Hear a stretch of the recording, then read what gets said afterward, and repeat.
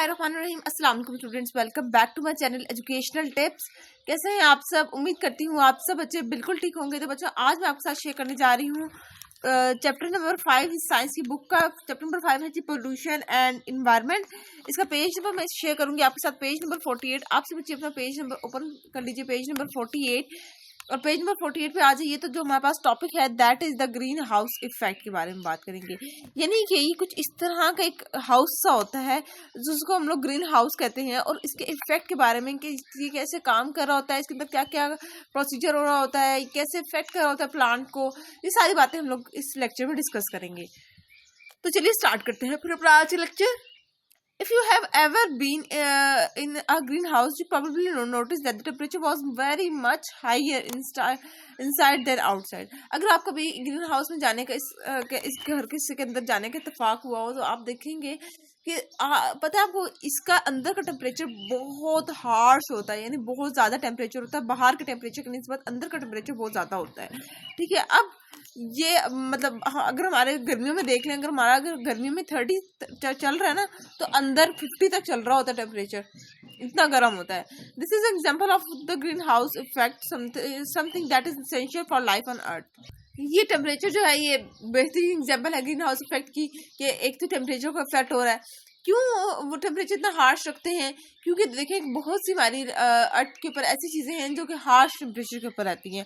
उनका सर्वाइवल ही harsh temperature के ऊपर होता है, वार्म टेम्परेचर के ऊपर। तो हम लोग उस इफेक्ट को उस टेम्परेचर तक लेके जाकर वो इफेक्ट देखते हैं फिर जाकर।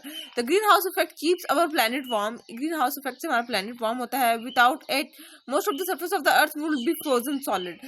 अगर ग्रीन हाउस इफेक्ट ना हो तो हमारे बहुत सी जगह ऐसी होंगी जहाँ पे हर टाइम बर्फ पड़ी रहे। In the recent year air pollution has increased the greenhouse effect, causing the earth temperature to rise. अब पिछले कई सालों से हमारे पास, क्योंकि हमारे पास पोल्यूशन ज्यादा हो रही है, तो अब हमारा नॉर्मल टेम्परेचर भी ना बस ग्रीन हाउस इफेक्ट जैसे ही होना शुरू हो गया है। हमारा अपना नॉर्मल टेम्परेचर इतना राइज होना शुरू हो गया कि आप तो फिर खुद अलहदा से हाउस बनाने की तो सोचे ही ना। If this continues, the world-wide change could be biggest one ever caused by human being. और अगर ये टेम्परेचर ऐसे ही इंक्रीज होता रहा और ये चेंजेस ऐसे ही आती रही तो दुनिया के अंदर ऐसी तब्दीली आएगी जो कि पहले कभी भी नहीं आई। अब देखिए ना, हमारे पास मार्च में गर्मी आना शुरू हो गई है। आज से 4-5 साल पहले की बात है, जब मैं अपने स्कूलिंग लाइफ में थी तो मार्च में हमारे फाइनल पेपर्स होते थे और बारिशें होती थी, और सख्त बारिशें, तूफानी वाली बारिशें होती थी। और अब ऐसा कुछ भी नहीं है। और उस टाइम हम लोग स्वेटर पहनते थे, और आज के टाइम देखें तो आज तो मार्च में कुछ पहना भी नहीं, मतलब स्वेटर वगैरह या हाइनेक वगैरह का तो आप छोड़ ही दें, आप लॉन के कपड़े निकालना शुरू हो जाते हैं, आप गर्मी के कपड़े निकालना शुरू हो जाते हैं।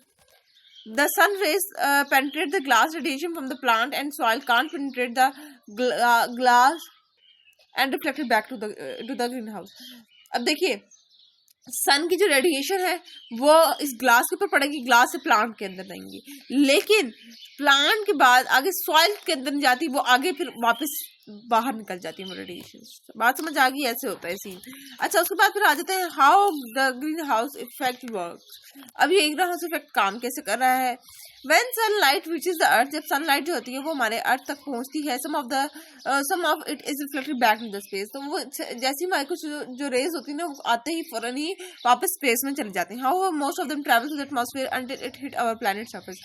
जबकि most of the radiation, most of the rays that are coming from the sun, वो हमारे सरफेस के ऊपर हिट जरूर करती हैं। Here it warm up the ocean and the land, making the earth give off energy in return। अच्छा, फिर क्या होता है जब हमारे पास हमारे लैंड के ऊपर मतलब रिफ्लेक्ट कर जाती हैं, जब वो हमारे रेज गर्म शुआएं जब हमारे चीज़ों के ऊपर पड़ जाती हैं, तो वो क्या करती हैं, वो अपनी एनर्जी इधर दे देती हैं। अब बदले में वो क्या कहती हैं, वो कहती हैं मुझे भी एनर्जी दो, तो वो हमारी इस इन्वायरमेंट से भी एनर्जी लेती है। This outgoing energy is quite different from the sunlight. लेकिन ये जो सनलाइट के पास जो एनर्जी जा रही है, जो हम दे रहे हैं, ये डिफरेंट है जो सनलाइट हमें एनर्जी दे रहा है। It has a long wavelength which make it invisible and it is given off from the whole of the earth surface 24 hours a day। Unlike sunlight, this energy can be absorbed by some of the gases found in the air that we call greenhouse gases। अब वो कह रहे हैं कि ये जो हम लोग रिटर्न दे रहे होते हैं, ये वेवलेंथ दे रहे होते हैं, और ये इनविजिबल रेडिएशंस होती हैं, और ये क्या करते हैं कि ये हमारे पास 24 आवर्स का साइकिल है। ठीक है, यानी वो शुआएं आ रही हैं, वो रेडिएशन की फॉर्म में आ रही है, वो वेवलेंथ की फॉर्म में जा रही हैं, ठीक है, और ये 24 आवर का साइकिल है, ठीक है, और इसी तरह से वो हमारे पास एनर्जीज अब्जॉर्ब हो रही होती हैं वो गैस, कुछ गैसेस के जरिए, और उन गैसेस को हम लोग क्या कहते हैं, उनको हम लोग ग्रीन हाउस गैसेस कहते हैं। This difference is very important because it makes them that the outstanding energy find it harder to escape into the space. As a result, the Earth keep more of its heat slightly warm, staying warmer than it would otherwise be. अब वो कह रहे हैं कि ये जो difference है ना कि कुछ रेडिएशन आ रही हैं और मतलब कुछ सनलाइट की रेस आती हैं अर्थ की सरफेस के ऊपर और वो हिट करती हैं, वो हमारे लिए ज़रूरी है क्योंकि वो हमें हमारे अर्थ को वार्म अप कर रही हैं, ठीक है, जबकि एक्स्ट्रा जो रेज आ रही हैं वो हमारे टेम्परेचर को हार्म कर रही हैं, ठीक है। और इसी तरह से ग्रीन हाउस गैसेस का क्या काम होता है कि ये उन वार्म रेज को जो अर्थ पर सन की आ रही हैं उनको अपने अंदर ऑब्जॉर्ब कर रहा होता है। अब हम लोग बेसिकली हम बेसिकली करने जा रहे हैं ग्रीन हाउस गैसेस के बारे में। The moon, our nearest neighbor in space, does not have an atmosphere. हम जो मून है, जो हमारा सबसे ज़्यादा हमारे करीब है, ठीक है, वो उसके कोई एटमॉस्फेयर नहीं है। At night, its temperature can drop to -170 Celsius. अगर हम लोग रात के टाइम देखें तो मून का टेम्परेचर -170 सेल्सियस, माइनस यानी फ्रीजिंग टेम्परेचर से भी बहुत ज़्यादा। But on earth atmosphere and it's green house gases की condition comfortable for life.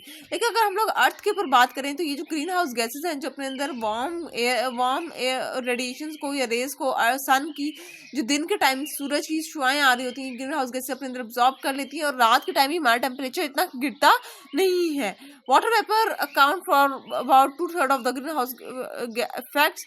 The other third is produce by the carbon dioxide, methane, nitrous oxide and man made chlorofluorocarbon. अब वो कह रहे हैं कि एक 1/3 पोर्शन जो है वो ग्रीन हाउस इफेक्ट का होता है और 1/3 पोर्शन और बाकी जो 3rd पोर्शन है वो कुछ गैसेस ने कवर किया। वो कौन कौन सी? कार्बन डाइऑक्साइड है, मीथेन है, नाइट्रस ऑक्साइड है और कुछ मैन मेड क्लोरोफ्लोरोकार्बन है। Since 1750s, humans have increased the level of carbon dioxide in the air by nearly 1/3. लेकिन 1750s में देखें तो हमारे पास ना मतलब दरख्त कम हो गए थे, जिस तरह से आज कटिंग डाउन ऑफ ट्रीज हम बहुत ज़्यादा करें, उस टाइम भी ऐसे हुआ था। तो क्या हुआ था कि कार्बन डाइऑक्साइड की हमारे एटमॉस्फेयर के अंदर अमाउंट बहुत ज़्यादा हो गई थी। This is because carbon dioxide is given off when fossil fuel are burn. और ये क्यों हुआ? क्योंकि जब भी हम लोग कोई चीज़ जलाते हैं उस टाइम भी जाहिर सी बात है लकड़ियाँ वगैरह का कॉन्सेप्ट था, आग लगाने का कॉन्सेप्ट था, चूल्हे वगैरह का तो स्टोव वगैरह का तो कोई कॉन्सेप्ट नहीं था, ठीक है। तो उस टाइम में लकड़ियाँ ज़्यादा जलाई जाती थी, आग ज़्यादा जलाई जाती थी। और जब भी हम लोग बर्निंग का प्रोसेस करते हैं, ठीक है, जब भी कोई चीज़ जलाते हैं तो उसके रिजल्ट में हमारे पास जो धुआं होता है उसके अंदर कार्बन डाइऑक्साइड मौजूद होती है। We also have increased the level of all other greenhouse gases including nitrous oxide, especially the coal-fired power station and ozone producing the smoke over traffic choked cities.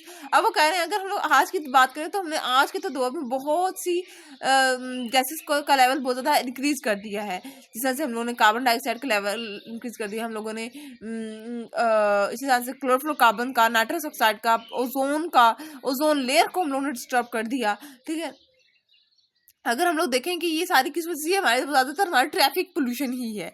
And the heat trapping gas is methane, it come from burning would and is made naturally bye decaying in बॉग्स and swamps. अब वो कह रहे हैं दूसरी अगर हम लोग बात करें जो दूसरी जो गैस है वो जो बहुत ज़्यादा जल्दी वार्म अप कर रही है हमारे एटमॉस्फेयर को, दैट इज मीथेन, जो कि हमारे पास बर्निंग से या डिकेइंग के प्रोसेस से रिलीज होती है। इससे आगे मैं आपके साथ कंटिन्यू करूंगी नेक्स्ट लेक्चर में। तो ये था आज का लेक्चर, होप आपको समझ आ गया होगा। अगर आज का लेक्चर आप सबको समझ आ गया है तो मेरे चैनल को सब्सक्राइब कर दीजिएगा, वीडियोस को लाइक कर दीजिएगा और साथ साथ बेल आइकन को प्रेस करना मत भूलिएगा। इससे मेरा आने वाली 100 सब्जेक्ट सबसे पहले आप तक पहुंचेगी।